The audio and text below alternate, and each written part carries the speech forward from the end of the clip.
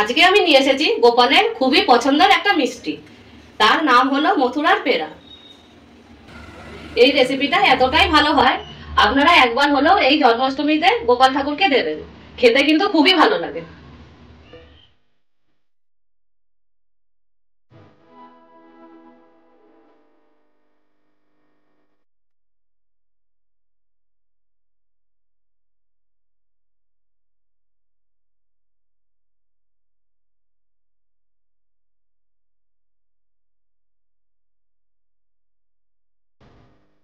তা চলুন আজকে জন্মাষ্টমীর স্পেশাল মথুরার পেড়া রেসিপিটা শুরু করি। গ্যাসে একটা কড়াই বসিয়ে নিয়েছি, কড়াইতে দিয়ে দেবো এই বাটির 1 বাটি আমল দুধ, দিয়ে এটাকে ভেজে নেবো গুঁড়ো দুধটাকে।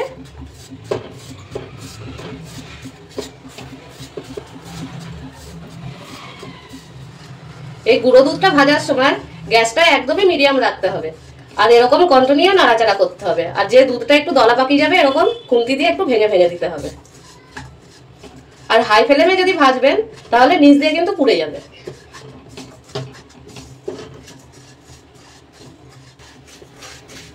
ভাজতে ভাজতে দেখুন কালারটা অনেকটাই চেঞ্জ হয়ে গেছে।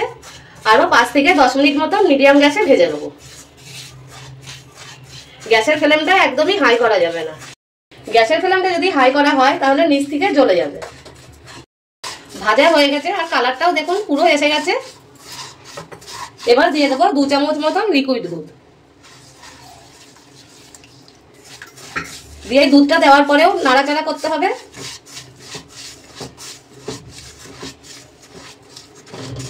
দুধ মিশানো হয়ে গেছে। এবার এর মধ্যে দিয়ে দেবো 2 চামচ মতন ঘি।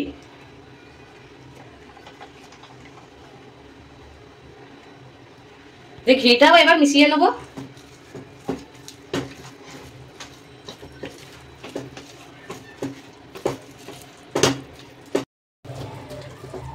এই মিশ্রণটা যতক্ষণ কড়াই দিয়ে না ছাড়ছে ততক্ষণ এরকম চালিয়ে যেতে হবে।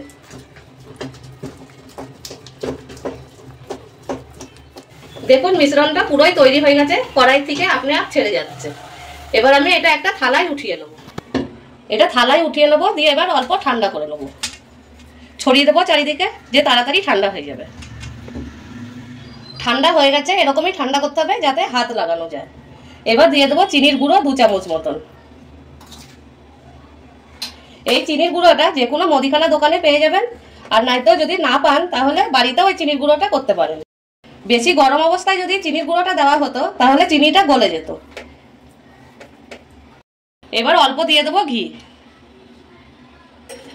দিয়ে এবার এটাকে মেখে নেব। ঘি দিয়ে মাখা হয়ে গেছে। এবার হাতে অল্প আমি ঘি মাখিয়ে নিয়েছি, দিয়ে এই মিশ্রণটার থেকে অল্প অল্প নিয়ে নেব, দিয়ে হাতে এরকম গোল করে নেব। হাতে এরকম গোল করে নিয়ে এরকম একটু ছুঁড়ে জোরে ফেলতে হবে যাতে এরকম দাগ পড়ে যায়, কেন কি মথুরার পেড়াগুলো এরকমই দাগ থাকে। আবারও নিয়ে নেবো এই মিশ্রণটার থেকে অল্প, দিয়ে এরকম গোল করে নেব, দিয়ে আবারও এরকম জোরে ছুঁড়ে ফেলবো। দেখুন এরকম, আর কতটাই সোজা বানানো, আর খুব চটজলদি তৈরি হয়ে যায়।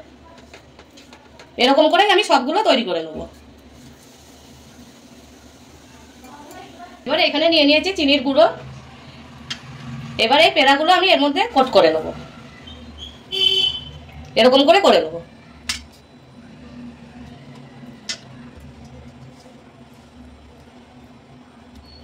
সবগুলোই আমি এরকম দিয়ে দেবো, একসাথেই আমি কোট করে নেব।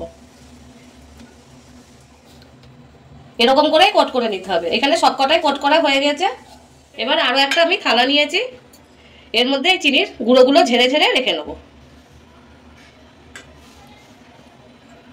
এই রেসিপিটা একবার হলেও এই জন্মাষ্টমীতে গোপালের ভোগে বানিয়ে দেবেন, খেতে কিন্তু খুবই ভালো লাগে। আর গোপালের খুবই প্রিয় এটা।